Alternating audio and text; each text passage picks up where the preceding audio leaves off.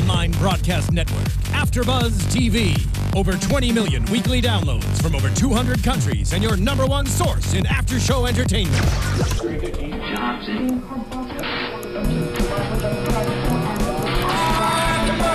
AFTERBUZZ TV, the destination for TV superfans. Producing after-shows for over 300 of your favorite TV shows. Interviewing celebrities and showrunners. And bringing you behind-the-scenes exclusives. All thanks to E! Entertainment's Maria Menounos, producer Kevin Undergaro, and internet leader Akamai. Now, let the buzz begin!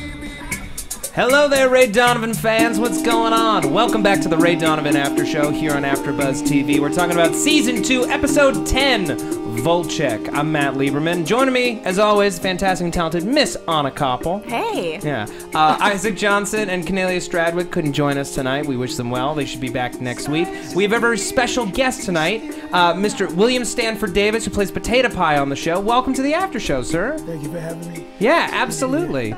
Yeah, it's a pleasure having you. So this episode, I mean, we're getting down to the wire here, people. 2 episodes left, lots to talk about, lots going on with Ray at the end of his rope.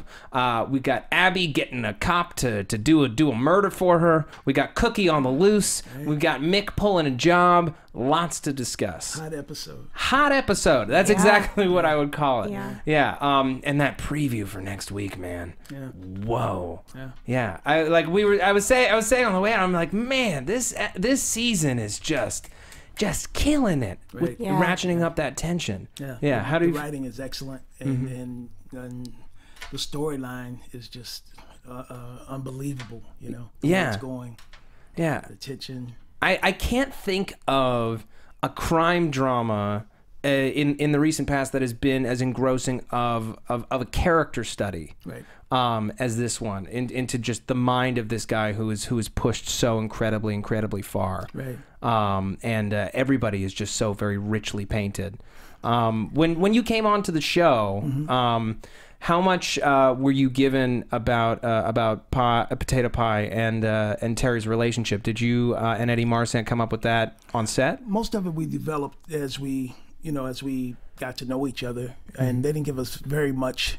At least with my character, they didn't give very much in terms of our background, how I got to know him, and we kind of developed the story of me owning the gym before he even came to Los Angeles, and us becoming very close. He becoming like a son to me, like the son I never had, and me like the dad, even though he has a dad, but the dad he never had. You know, someone he could trust. Yeah, I like that. Yeah. Yeah, that's sweet. Yeah. We need something to be sweet on this show, seriously. Yeah. So I want to talk about Ray right up at the top. Right. I don't think we've ever seen him this pushed back into a corner. Stressed out emotionally, physically. Like he spent the night at Ashley and Steve's, which is never a good idea. Right. Yeah, anytime Ashley and Steve is like your safe haven, yeah, stuff is messed up in your life. Yeah. If this is where you're going, That's right. is a safe zone. Exactly. Yeah. You got to be pretty desperate. And apparently, he really did share his feelings the night before with Steve, opening up to someone intense. And that's really not Ray to open up the way that he did, telling him all of his personal business, because that's his strength, is knowing all of your secrets. And you not knowing any of his. Knowing anything about him. Yeah. What is it about Steve that that makes him feel so safe? It's that he has that Tony Roberts kind of Tony Robbins. I trust you. That almost guru-like vibe, I guess. This weird maniac zen. It's really weird, because this guy Ray wouldn't give the time of day to, let alone trust him with all of his own personal, little dirty secrets. Yeah, it seems really uncharacteristic, because the guy makes me very uncomfortable, and he just seems like the kind of guy that, like you said, like that Ray really wouldn't take seriously, and just seems like, who is it? Who's this guy kidding? And let alone, Ray Donovan. What's going on? Exactly. This guy wakes up early in the morning, puts on a wetsuit, has a swim, and then stares out shirtless at the ocean eating papaya. Yeah, it's a weird guy. I mean, granted, that sounds like a blessed existence. But I think when he first went, though, well, in the last episode, he was genuinely going to see Ashley, and I think he was caught off guard that this guy was there. That's just my thought, you know. He may have known that the guy was there, and he was just going to go there anyway, but I doubt it. Yeah, I agree with you. Yeah. So in any case, he wakes up to discover that Bob, Ashley's stalker, is back once again. A few episodes ago, Bob had said the reason why he had kept coming back after Ray's, protests and threats is that, this guy Steve, he's a bad guy, you can't trust him, and now he says, he hits her. Right. He's hitting her. Obviously, Ray doesn't like that, and he asks him about it, and Steve, kind of like... He's very direct, but at the same time, he's not like rising to any kind of argument. He's like, that's part of our sexual life, and it's none of his business. It's none of your business. And Ray, in no uncertain terms, is like, you put a hand on her again, I'll kill you. Well, Ray believes Bob, of course. I mean, what did he do to Bob in the bag of the bat? He painted him green. He beat him with a bat, threatened him, and Bob keeps coming back. So I think that not only does Ray believe him, but I think that Bob is sincere. I think he really, there's more to the relationship with Ashley than we know right now. Well, I mean, you think about this kind of relationship, right? And he obviously cares about her. It's not just an obsession. She's not a thing. Right. She is a person, and he's worried about her well-being. He just has no right to be this concerned and up in her business. Right. Yeah. Well, I mean, I believe Bob too, but he was also jerking off in her car, so it can't be like that he's just concerned about her. Right. Like, I'm just a good guy, like just looking out. Forgot about that. Yeah, so but I happen to believe him also. So he has no reason to lie. Right. Yeah. Yeah. But I mean, the way Ray beat him, I mean, why would you come back? If someone beat me like that and painted me green, you wouldn't see me again. Yeah. Yeah. You can't help it. It's like a sickness. It's a sickness. Yeah, he's addicted. He's addicted. Yeah. But what's interesting about this Steve-Ray relationship, you remember a few episodes ago when we first met Steve, right. and Ray was listening to his CD and actually took some of his advice and, tried to patch things up with Abby. It didn't work out. But there's something about how free this guy is and how much he owns his dark side, but doesn't allow it to keep him brooding and keep him depressed and keep him all bottled up. Yeah. So, when Steve says you got to experience the yin-yang pull of the ocean and allow yourself to be put in a position where, the tide could pull you out, but you're not going to panic. And Steve's like, "Come on, Ray, we're gonna go swimming." And Ray's like, "I'm not gonna do that. Right. I'm not gonna jump in the ocean with you." By the end of this episode, though, he strips off all of his clothes and he walks into the ocean freely. Yeah. And I love this. I love this kind of symbolism of this guy who realizes. I think this whole arc really is just Ray realizing that there's gonna come a breaking point. It may have already happened, but that the way that he is living right now is not sustainable. Right. He's a man in search of hope. And this guy, as screwed up as he is, represents, a kind of life that he wants, a life free of pain, where you can be the person that you are, regardless of all the dark things that you've done in your life, and still find joy in the world, and still have hope. Yeah, I believe that he's searching, and I think that more than anything, well, it's obvious that he loves his family, including he loves Abby dearly. I really believe that. And I think he is searching for his own personal truth, something to free him, because his family is, can I cuss on the show? Sure. His family's pretty screwed up. I'll just leave it like that. So yes, I think he's searching for that inner Ray that's just really a good, clean person, because everything around him is so dark and dirty. Yeah, what do you think, Anna? Yeah, no, I mean, I agree with that. I think that he, to an extent, though, I mean, I think that he's looking to, free himself in some way, but Steve Knight is not a guy who's free of himself and his demons either, because, he has this thing where he will just start beating the crap out of somebody. While, laughing about it. Yeah. Having a great time. Yeah. Hey, Ray, it's your turn. Yeah, it's not normal behavior. And he also maybe is hitting Ashley, so we're not sure about that either. So this is a guy with a fair amount of issues, too, and he eats papaya shirtless. That's so, true. You know, so, but. So you think he's a charlatan?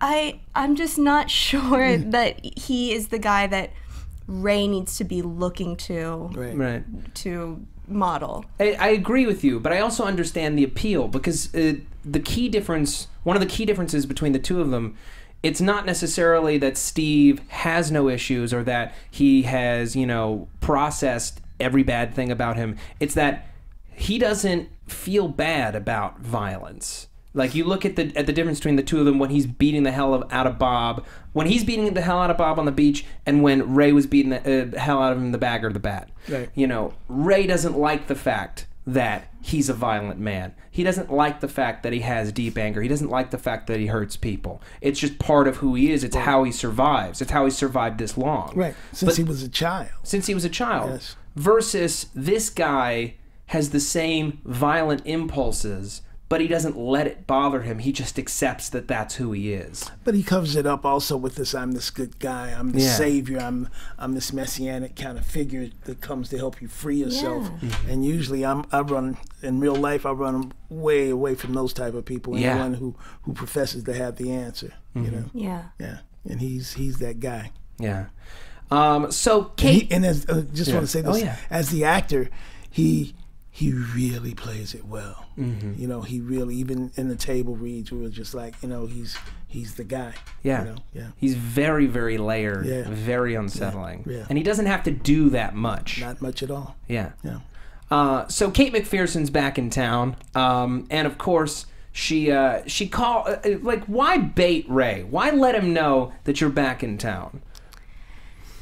Yeah, okay, so I just feel strongly that this is just very silly. I feel like she has a lot of silly girl behavior, that keeps happening. Like, she calls him and she's like, I am never talking to you again, like that kind of stuff. Like, you know, I am never telling you the information I have on you. Like, you know, just that kind of stuff that she keeps doing with him, which is just ridiculous girl stuff. Grow up. Well, that's the thing, is she has a crush on him. She can't help it. She's attracted to this guy, and she trusted him, even though she knew that she shouldn't. And I think it's mostly just because she's pissed at herself, and she's got no one else to talk to about it. Okay, but she's still a grown-ass woman, a professional, successful woman. What is she doing with this girly behavior? I think she's also trying to draw him out of hiding because she thinks maybe on some level she can get the information out of him. She wants to be right. She can, you know, gain his confidence. Yeah. Well, Nah.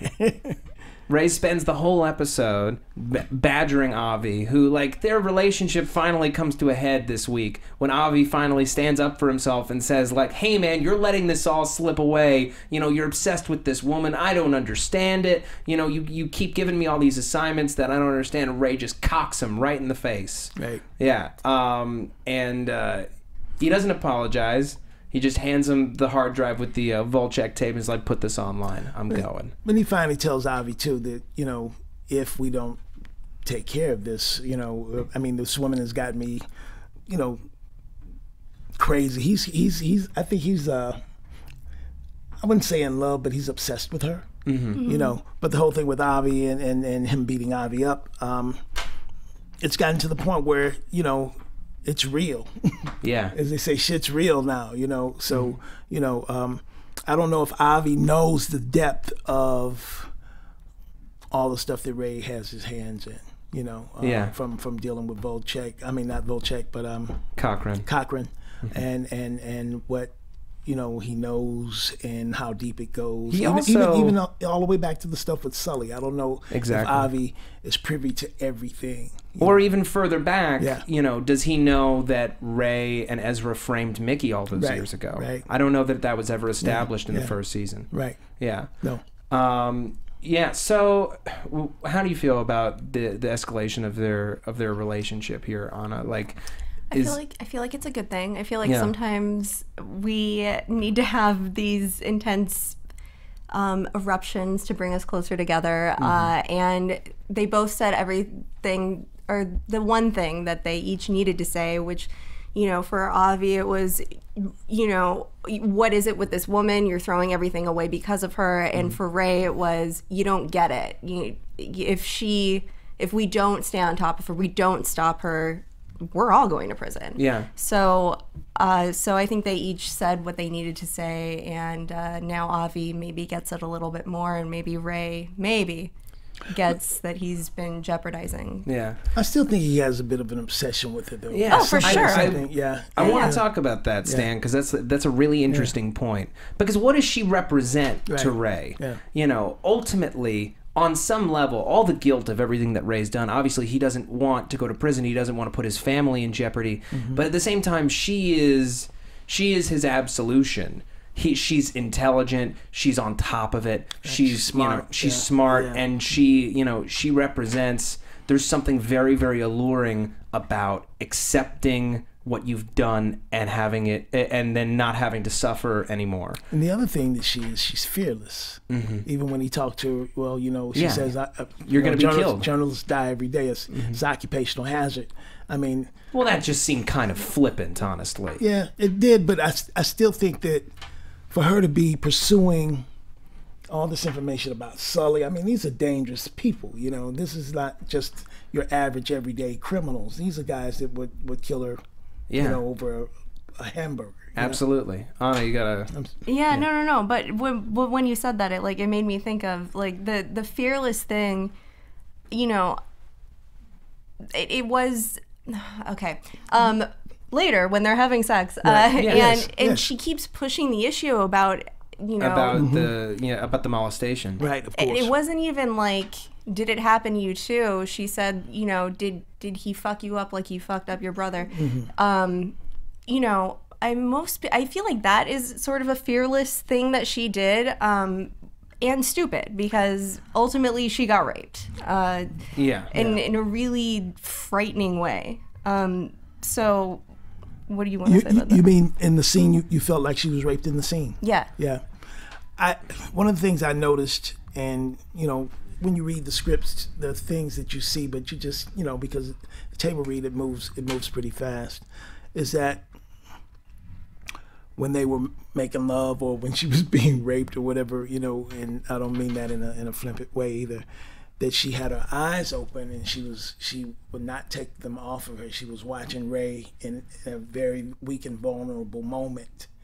And then she asked him, she said, you know, did he fuck you up like he fucked your brothers up? And and she just kept her eyes right there at him, and you saw the pain go through Ray, just thinking about it, reliving it, and just hearing about it. It just went through him, and he choked her. You know. Yeah. You know. She risked her safety in an attempt to really understand this guy. Yeah. So I think no matter what, she might be a manipulator, which all journalists I believe use manipulation, but she was standing in her power, so to speak. Does that make sense? Yeah. She was using her power.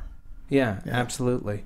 No, it's very much about fearlessness and stopping at nothing to not just, you know, get the story really, but like to understand. This whole time, it hasn't been so much about what am I going to publish. She just wants to know the truth. Right. And in this moment, she's trying to understand Ray's truth. How could you be this person who at the same time is, you know, intense and you feel very, very present, and I felt like I could trust you even though it was so obvious that I couldn't.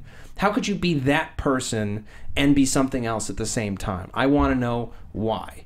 I want to be the only one who knows why. Right. Yeah. And in that moment, it turns on her because I don't know if she expected the level of violence that was going on inside of him, but she put herself in a position for that to be unleashed, and it was very terrifying. Right. Yeah. Yeah. Also upset that Kate is back on the case is Cochran, who's having the best day of his life, or at least it should be.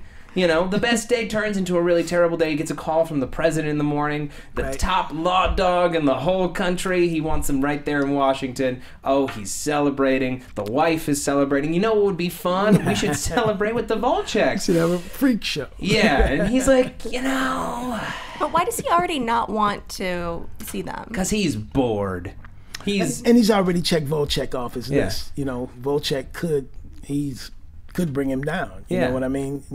He knows all his dirty little secrets, so he's already scratched him off, and it's time to move on. Yeah, I feel like when Volcheck comes in with that bottle of scotch, you know, Cochran is already prepared for this. He already knew that this conversation was coming. He didn't want to celebrate with them because he doesn't want to bring him with him. He doesn't want to get his hopes up. And he also, you know, he asks him, "Are you blackmailing me?" Yeah. And even though he's like horrified at the idea that, you know, he thinks that he's blackmailing him, Cochran knows that is very much a danger. Right. He knows. Exactly. Yeah. So he's going to prime someone else. Yeah. He's going to pick someone else. Can't have that liability. Yeah. That history, the fact that happened, you know, before he was being vetted, is too damaging. Right. Yeah. What do you think, Anna? Well, I don't know. I just, I'm surprised he did it so soon. It's something that his wife wanted to do to celebrate. It seems like he wants to keep her happy. You know, it just seems like maybe one last night to celebrate his victory, to keep the wife happy too. But you don't think that this new couple, that was like their new toy, they were priming, and he's kind of titillating his wife with this new and I'd argue that the man candy. I'd argue that the new model is more attractive. More attractive too, you know. Yeah. So I think that he was just priming the pump. No, darling, we got some new toys to play with. Yeah, you know? that, I mean, sure. Yeah. I can buy that. I can buy that. Yeah. But it's like almost like it's really painful to watch him dress down Volcheck when he's just, you know, this guy is like, I've put up with so much. Obviously he values me, you know, I've been letting him do it because obviously he's going to give me something. And Ray, you know, made the point to him, like, this is the only move you have. He is going to dump you when he gets this job, and his worst fears are confirmed. You let your boss screw your wife, and you're there watching, you know. Yeah. Yeah. Hey, like, guys, just as like a basic rule of life, if somebody treats you like a doormat, they're not like building up to treat you like a king, you know. That's not. It's never gonna get any better. No, right. It's only gonna get worse. That's as good as it gets, right there. Yeah. Just your boss screwing your wife while you watch. That's it. Exactly. That's it. Yeah. I was trying to think of an analogy. I'm like, no doormat has ever become a hat rack, but that's still someone is still putting stuff on you. Right. Yeah. You're not a person. Right. And then, you know, he calls in Ray. He's very concerned. Like, we got to take care of this. You got to take her out. And Ray is adamant. No killing. That's the thing with Ray is. He has had to kill people. He has killed a couple of people. He does not want to be a killer. He does not consider himself a killer. It's not something that he is pushed to lightly. And also, once again, obsessed with the woman. Right. Doesn't want to see her die. Right. And he pulls out the pin on this grenade, this Volcheck video grenade. I'm just like, look, I finally have something on you. You can't touch me. I'm going to take care of this. You know, don't do anything stupid.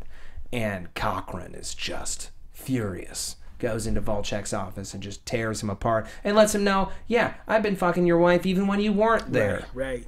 Yeah. So you want to be a director? I'll make you a director. Bismarck, North Dakota. How's that? You think the wife's going to go up there? Yeah, it should have been a murder-suicide, you know? Yeah, you thought for a second he brings in that gun into that restaurant. You think he's going to take him out too. Yeah. I thought, for a second, I even thought that he was going to go from Cochran to Cochran's wife and kill her. Yeah. But then when he shoots himself, it's just horrifying. It's horrifying, isn't it? Yeah. Yeah. Do you think he's really screwing his wife, or do you think he was just saying that? Oh, no, I think he was. Oh, yeah, for sure. Yeah. She's very pretty. Yeah. She's very pretty. She's very pretty.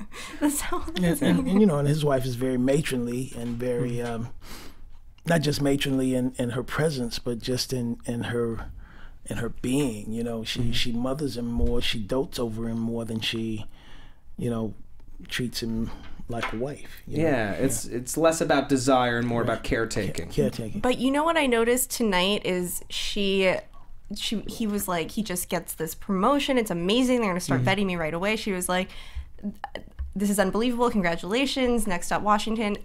You know, I need to lose weight. Like, how did this become about you all of a sudden? Just like within an instant, it was. But don't you think that she's kind of been like the puppet master with him. I think 100%. Yeah, she's been grooming him for this, and now that it's happened, she sees an opportunity. Well, I'm going to be in the public eye now. Now it's her moment. Right. Well, at the very least, I need to be in better shape to capitalize on our moment. Right. You know, and also Washington is a completely different place. She's got to be in top shape if she wants to find another couple. Right. For that, and that's like she goes from I need to lose weight to let's sleep with another couple. So it's not just like that she's matronly with him. She knows what she wants. Right. And she doesn't necessarily want him. Right. She's married to the power. She's married to the star on the rise. And you know, she uses him to get what she wants, which is young, hot FBI agents who are hungry for promotions, let's say. Yeah. Okay, so we're just going to talk really quickly about iTunes, and we're going to jump right back in. Sure. Folks, I say it every week, only because it's the truth. What is the truth? That we need you to go to iTunes, rate and review this show and any of the shows that you watch or you on YouTube or you listen to here on AfterBuzz TV. And I'll tell you why once again. It is the best way for you to support us. We put out between 60 and 80 hours of free after-show programming every single week. It's a crazy, intense undertaking, and we want to give you the best possible after-show programming all through the week. So these ratings and reviews, they help us get our sponsors. They keep our lights on and our doors open. It keeps our shows searchable so more people can find these wonderful podcasts and enjoy them just like you. And it's also the only way that we know that we're doing a good job. We're delivering the best possible Ray Donovan after show that we possibly can for you. So we really, really appreciate all that feedback. It helps us out. Thank you. Thank you. All right. So another side of this not a coin. Coin doesn't have multiple sides. It has two sides. Another side of this polygon, let's say, is Cookie Brown. Cookie Brown, who has done the unthinkable, who has scarred Ray's daughter for life, and he is still out there. And we're pretty sure, but we can't be entirely sure that Cookie doesn't know. I feel like he doesn't, but at the same time, the way Omar Dorsey is playing him, he's really playing him really. There's such like a beautiful intelligence and arrogance to this guy. Right. And he's like, you know, if you've ever seen like a lion like looking at its prey and studying it and judging the right moment to strike, that's how I feel like watching him. It's almost like he's 2 steps ahead all the time. Mm-hmm. It's even got Ray baffled. The thing I really liked when they met in the office was how Ray covered, you know, as an actor, I'm always looking, you know, that's one of the things about working with these guys, watching them work is like being in a master class, watching how he covered his contempt for the guy. You know, he was just, you know,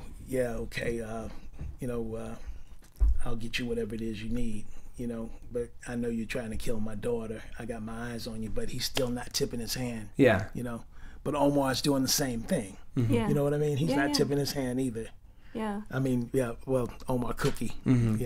Yeah. The worst part about this, you know, Ray made sure that Cookie got what he wanted. He got all the rights to all of Recon's music, all of Marvin's music. Yep. But now he's a client of Lee and Ezra. And as he said, okay, so now I have access to him. That's what I mean by him being always a step ahead. You know, it's like, whoa. Exactly. That was the whole point.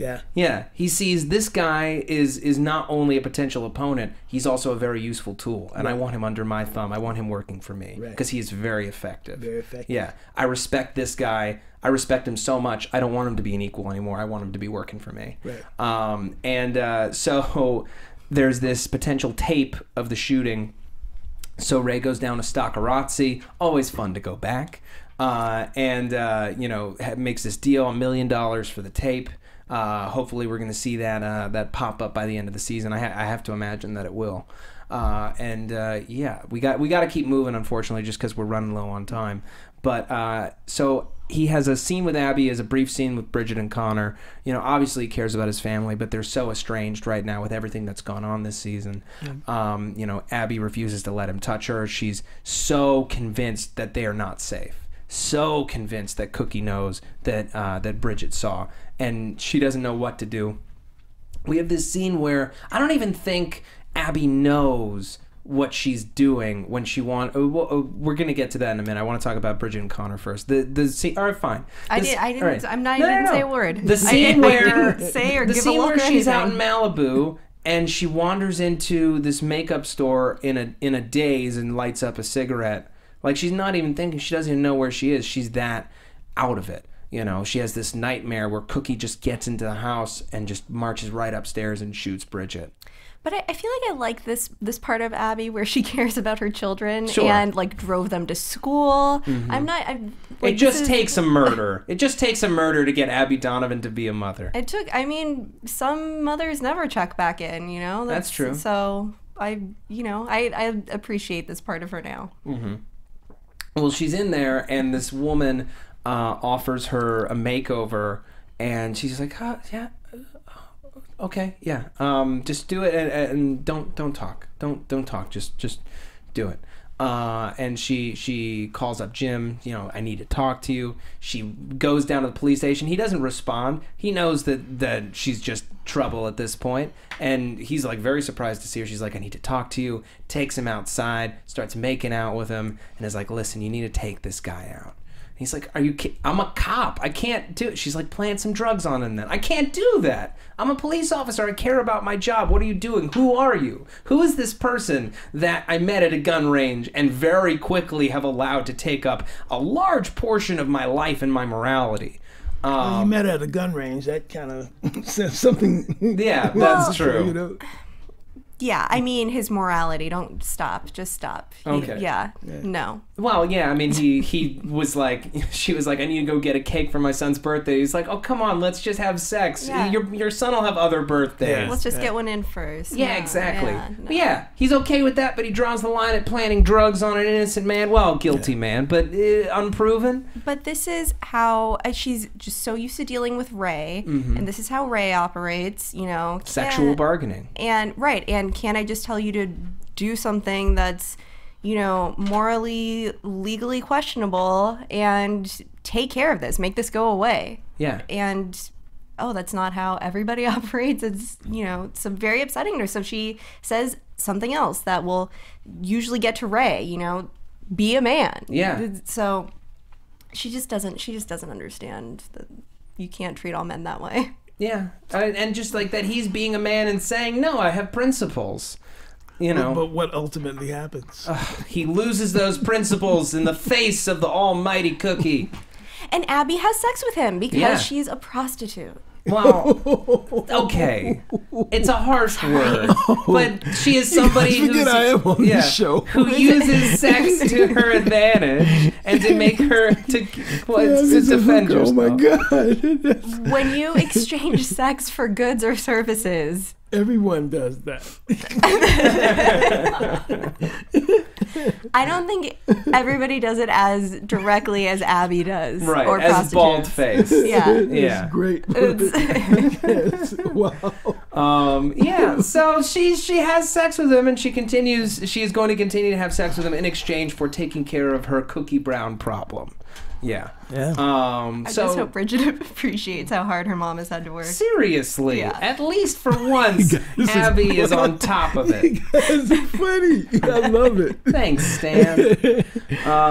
Yeah. So we're gonna see where that goes in the next couple episodes. Bridget is having some trouble at school. This like random girl comes up to her. I'm like, and you know, I just like as soon as she sits down, I'm like, who the fuck are you? Like she's like, hey, you know, oh man, that funeral, huh? There's gonna be all kinds of attention. Your picture's gonna be everywhere. She's like, and Bridget's like, yeah, I really don't want that. It's like, oh no, you're right.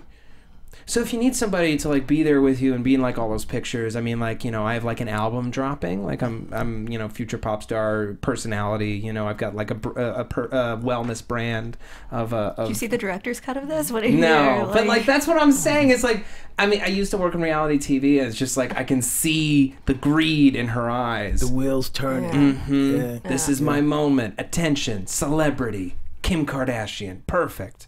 And you know, Bridget quite rightly is like, screw off. I'm going to pull my brother out of a class because I have the power to do that, apparently. Yeah. Yeah. Well, I mean, I guess like when your sister's brother just got, or sorry, your sister's boyfriend just got shot in the street. you can They step give out you of class. A little leeway. Yeah. To go eat M&Ms in the yard. Yeah, and they're probably afraid of Connor, so... Oh, that's true, because he's crazy. Yeah. He'll push you down a flight of stairs. Yeah, so... Yeah. He's a Donovan. Mm-hmm. Connor's definitely a right. Donovan. You don't mess with the Donovans. Yeah. All right, so the other side of things, Mickey, Shorty, planning this job, and I'm loving watching the wheels turn with Mick as he's planning this thing. Ronald loses all of his money and his watch, the beautiful watch at the poker table. Yeah. The Hollywood Park. Yeah. Desperate. And I love the corruption of Ronald by Mick over the last few episodes, and outright saying, why is it that Ray can pay you to be a dirty cop and I can't pay you? Right. Over the last few episodes, I mean, when we meet him, he Ray, was already corrupt. Yeah. Right. But like Mickey winning him over. Yeah. That's what I'm saying. Yeah. Well, as they say, money talks and bullshit walks. Exactly. He needed the money. He needs some money, and Mickey knows that. Mm-hmm. Mickey is slick as a barrel of snakes, man. He is really a smart old buzzard, and he, just like Ray, he gets your little secrets or your little weaknesses, and he uses that to manipulate. Yeah, and he uses people's greed against them. Uses it against them. Case in point, poor Terry, who so badly wants to move to Ireland. Frances comes to see him, and she's like, let's just go, and it's like the moment in every movie or every TV show where you're like, go, great, go, just she's absolutely right, just go, and he's so stuck in his principles. Well, I mean, I don't know why they have to move to Ireland specifically, but it's their dream. No, it's been their dream for 2 weeks, and she's talking about taking Terry's dream, and she's talking about taking her kids' college fund money to move she there. Earned it. And